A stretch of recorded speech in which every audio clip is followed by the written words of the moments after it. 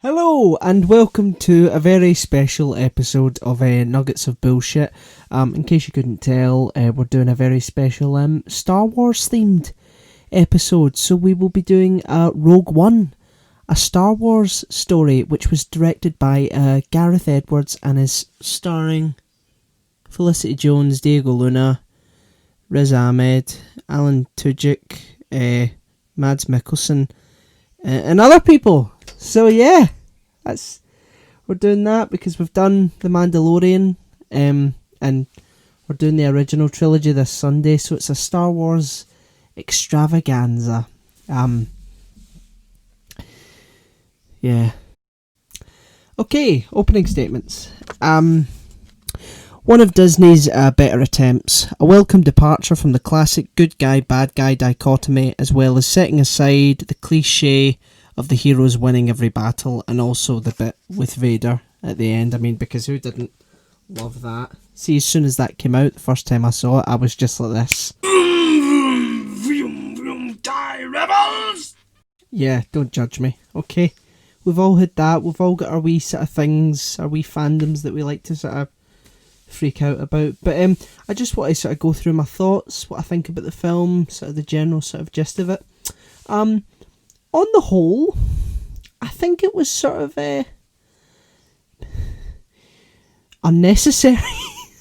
Okay, so for those that don't know, back when the original sort of trilogy came out, especially in the first film, people were asking questions about the sort of convenience of the Death Star, there being this little hole that you can just shoot into it and then that would blow up the entire station. So when Disney got Star Wars in their infinite wisdom, they thought it would be a really important thing to do to create an entire film to explain away that plot point. So that's what this is about. It's about why the Death Star had that little sort of circular bit for everything to blow up, and it's because it's a disgruntled scientist who obviously doesn't like the Empire very much, and his daughter Jyn, sort of, who's apathetic at the beginning of the film, and then sort of gets involved in the rebellion, and then they get the plans, and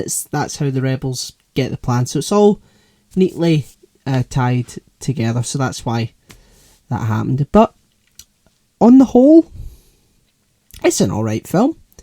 You know, I especially like the sort of merging of old technologies and new technologies, because that's something that you got with the prequels, which was a criticism, the fact that the prequels just looked as if it was just so much more advanced than the original trilogy. But I like the fact that there's a sort of merger. You see, we've got some new stuff. We've got sand troopers. We've got the sort of what do you call it? The transports that go down that look futuristic but not totally out of place. You've got a K2SO, the droid, which is a sort of advanced droid, but it doesn't look completely out of the realm. So I like that.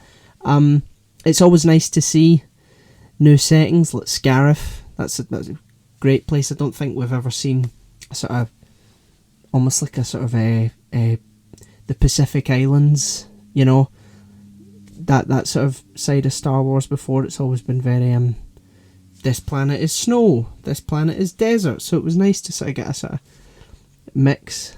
The performances are very good. I can't fault one performance, especially Felicity Jones and Mads Mikkelsen specifically. Ben Mendelsohn as well, who plays Director Krennic, is very good.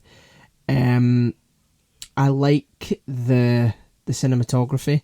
I think it's shot very well. I also like the sort of blurring between rebels doing sort of questionable stuff. There's a character at the start of the film who's like given Cassian, who's another character in the film, some information, and as soon as he gets the information, he's just killed.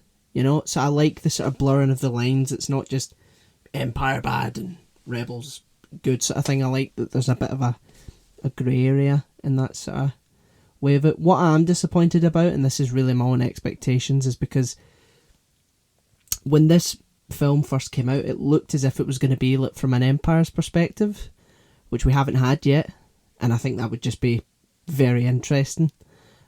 So that's kind of disappointing. But yeah. So I've been waffling on up until this point, and it wouldn't be a shouting into the void video or a nugget of bullshit video without some nitpicks. So that's what I'm going to read out. I have a list here. Tarkin's CGI. I'm not a big fan of CGI in general. I think the guy who did the voice, Guy Henry, who actually looks like Grand Moff Tarkin, should have just played him. So that was annoying. The sort of plot hole for the plans, because in the movie that comes after this, A New Hope, Darth Vader says this ship has received several transmissions, making it as if the Imperials have been hunting them, and they don't know which ship is which, but it's clearly just downloaded into a little data file, so there's no transmissions that are beamed onto the ship. So, despite making an entire film for a tiny plot hole, they also have added another plot hole, which is more of an actual pretty big thing, to be honest. Maybe this isn't the film's fault, but are they going to create a movie as to why the second Death Star had a even bigger fuck off hole in it, just absolutely enormous? I'm pretty sure that wasn't that Emperor Palpatine's way of luring that. I can't remember, but Star Wars fans, if you're here, you can correct me in the comments. I don't think there was enough fleshing out for Saw Gerrera, Forrest Whitaker's character, who was there, and he's a sort of fanatic, sort of rebel freedom fighter, and there's I think he was in the Clone Wars as well, but I'm not really a big fan of the fact that I need to go and look at other media to sort of understand the character. The nitpicks is going to be longer than the actual review. That mind reading thing, the sort of squid thing, what the fuck was that? What? But could you not have just that would have been? It would have been more interesting if these fanatical sort of rebels tortured this Imperial pilot or something like that. That would have given it a bit more of a grey edge. But instead, you have this fucking weird hentai shit. I wasn't for it at all. Leia's CGI, no, I don't like CGI at all. What's this? Oh yeah, when they're on Edo, and the Alliance X-wings swoop in and destroy everything on the platform, apart from Krennic's shuttle. I don't know why that happened, but it did. So that was kind of stupid. I suppose they needed him to leave, but it's not my job to write you out of bad situations that you've created for yourself. So yeah, those are my nitpicks. Guess it's on the closing statement. Okay, closing statement. A charming prequel that is not the best thing out of the franchise, but it's a film that switches up the formula and has well developed characters. So yeah, I mean, it's good. It's not bad. It's middle of the road. I would watch it again if I wanted to, but I don't, because I've got other shit to be getting on with. But I wouldn't if it was on, I wouldn't turn it off. I wouldn't be like, nah. It's a good film. Right, okay. I would actually sit through it again to see the Vader scene at the very end. Yeah. I'll play that clip again of me doing that lightsaber thing. Die, rebels! But yeah, that was Rogue One, a Star Wars story.